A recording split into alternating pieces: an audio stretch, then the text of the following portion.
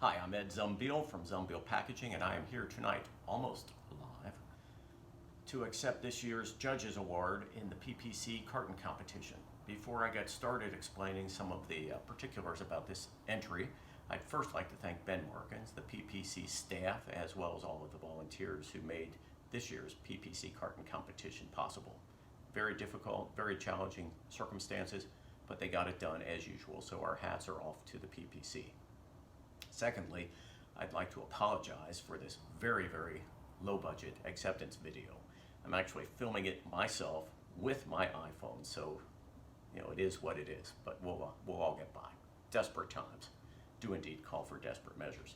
And finally, I want to say that we miss all of you out there in PPC land.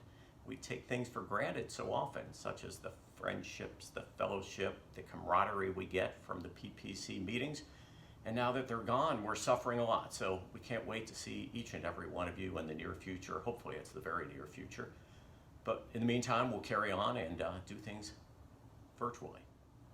Okay, so let's first talk about the backdrop behind this package. This is indeed a story of biblical proportions. It is in fact a modern day David and Goliath story.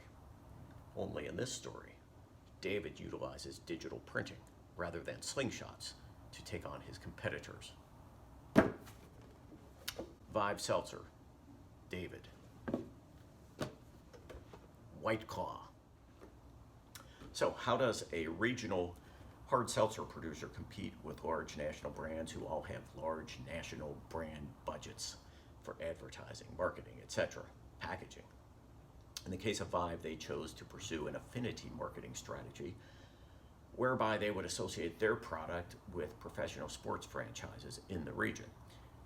In the case of Vive, they chose the Cincinnati Bengals, FC Cincinnati, and the Indianapolis Pacers basketball team.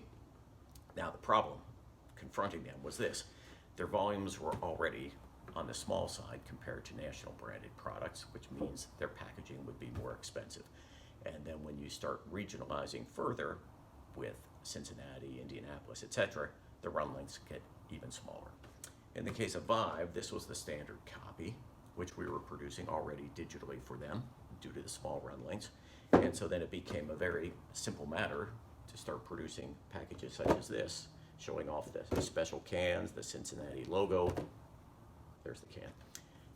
As well as Cincinnati Bengals, Indianapolis Pacers, etc. It just became a simple matter of Vive communicating to us weekly or bi-weekly as far as how many Cincinnati copies to produce, how many Indianapolis copies, etc., etc. And because it's all digital, there was no added cost, and it allowed them to manage their inventories very, very precisely, which comes in handy during COVID-19, especially when sports teams are not playing. It doesn't do you a lot of good to have a lot of logos all over the supermarket. So end of story is sales continue to climb at Vive. They are doing very well with the affinity marketing, and they expect to continue it well into the future. That's all. Thank you very much. Cheers.